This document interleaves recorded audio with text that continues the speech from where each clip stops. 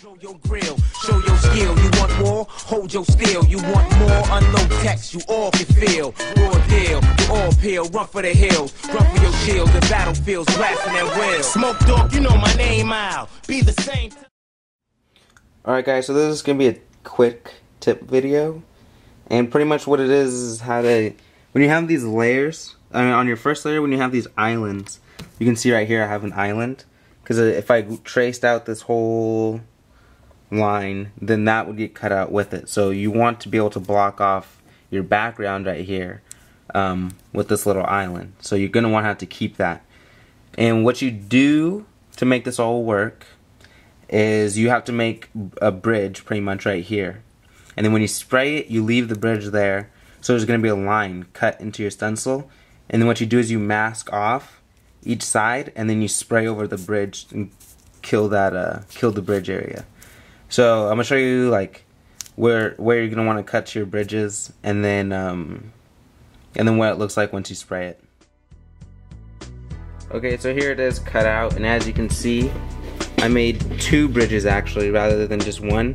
And the reason is because if I had just one bridge, this would be able to flex back and forth kind of like this on the bridge.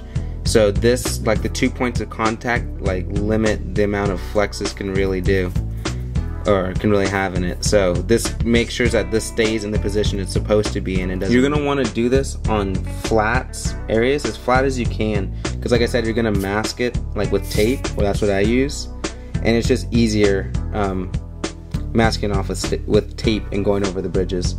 And this is also if you don't want to deal with like keeping the having to spray over the bridged areas, you can just lay this down on your canvas once the spray adhesive's on it, and then cut the bridges out and then spray it. And then you can't use it again because you lost pretty much where your island right here is supposed to go. You're never gonna be able to put it exactly in the right spot. So if you're trying to spray this multiple times, you're gonna have to keep the bridges on here and then just keep crossing out the bridges with the paint. Alright, so I sprayed the first layer, and you can see where those bridges were right there.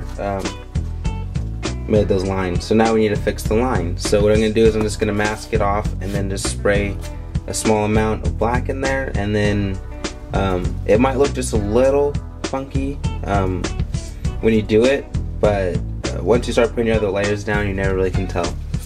So I'm going to mask it off and then spray it. Okay, so here I just taped off pretty much on the outer edges of where the arm should be. And when you do this, you're going to want to make sure you mask off. Don't just do this and then spray it. You want to mask off pretty much wherever your background's exposed, close around this area. So if you look, like right here, right here, right here, if I just spray this, there's a really high chance that you're going to create some hard edges where the black just slightly miss over the tape, and then when you pull the tape off, there's a distinction between where that tape was because of like that misted black on there. And even if you can't tell once you spray it, you swear you spray it just right here, there will be some right there. That's just how it works. It kind of floats around like that. So I'm just going to use paper and then mask off the background, and then go ahead and spray it. Alright, so that I masked it off, and I just threw paper down and then put cans on top, so like when I spray it doesn't blow the paper away. Where there's gonna be black on black pretty much, it's okay to not have the tape, the masking paper or whatever you use, like perfectly against the canvas. I actually prefer to have it flipped up just a little bit so it doesn't create a hard line from the thicker layer of black to a thinner layer of black. So what I do is I just flip it up just a little bit. I still try avoiding spraying directly on this area. Like I don't want to spray here, I'm just spraying this area. And as it missed, it won't miss the hard edge right here. It'll kind of blend in with the other. Alright, so now I'm going to mist it on. You don't want to spray it really hard on there because that's just going to, because you have a thin layer of paint. And if you spray on a nice thick coating over this, you just made everywhere you just sprayed thicker than the rest. So it's going to be obviously different. You want to lay it down really thin so it kind of just like sits on top and just blends in nicely. So I hold it pretty far away from the canvas. And that's probably more than I even need. That's good enough right there. So let's take this off.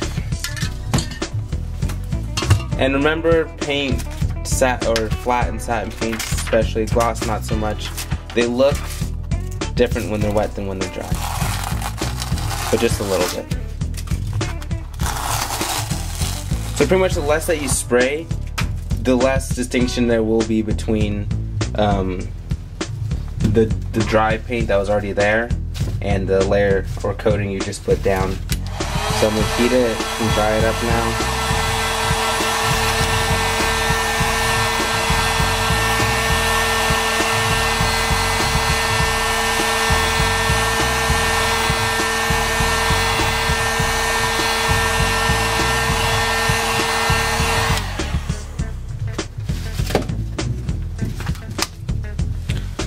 So now you can kind of tell that there was a mistake there, or there was something there.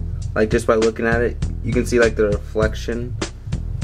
It's just really light, honestly. You can not really tell from like here, but when you get close to it and then you catch a reflection, you can tell. Because the paint's just a little bit thicker there, and it's not fully dry. Once it dries a little bit more, it actually will probably blend in even better. Here you go. Go ahead and use this technique if you're trying to get multiples with that stupid pesky island on the first layer.